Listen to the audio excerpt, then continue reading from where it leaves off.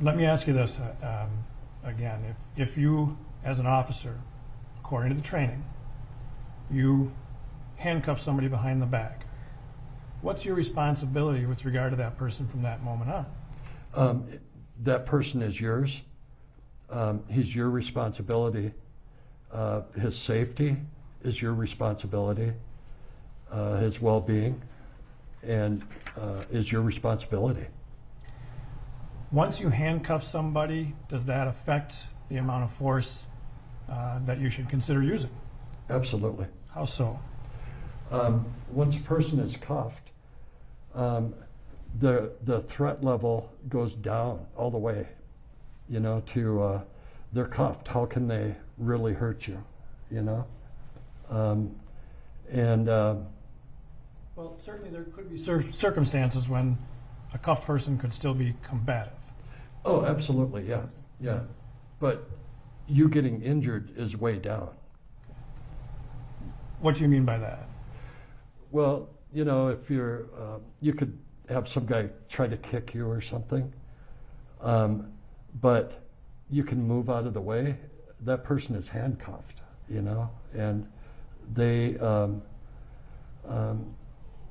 the threat level is just not there. So by handcuffing somebody, you've taken away some of their ability to harm you. Absolutely.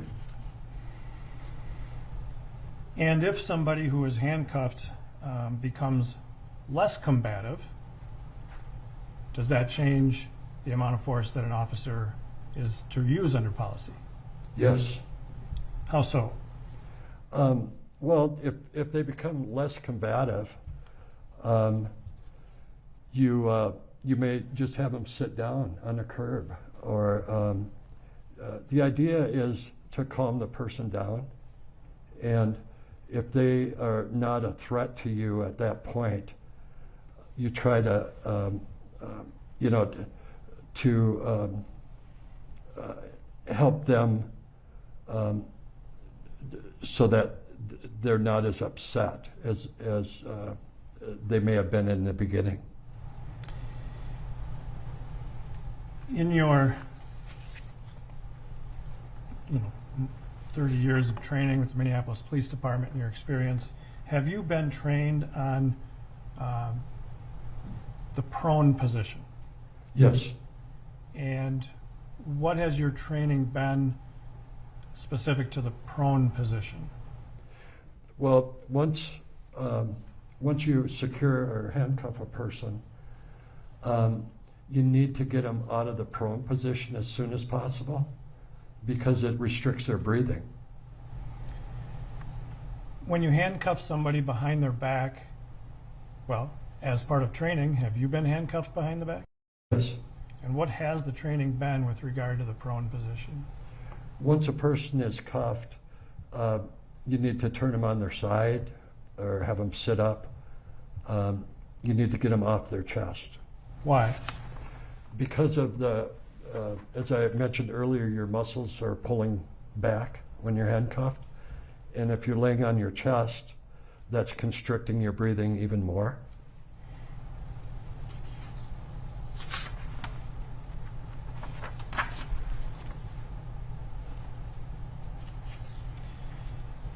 In your training as a Minneapolis police officer, are you provided with training on medical intervention? Yes. I assume you're not, taught to be paramedics, but you receive some level of training. Yeah, we're first responders, I think, is what our category would be. Does that include doing what we think of as CPR, chest compressions? Yes. And how often is that part of your training? CPR, it's like every other year or so. And as part of your training within the Minneapolis Police Department policies, is there an obligation to provide medical intervention when necessary? Absolutely.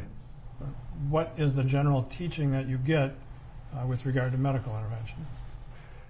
Well, again, it's been that you need to provide medical care for the person that is in distress.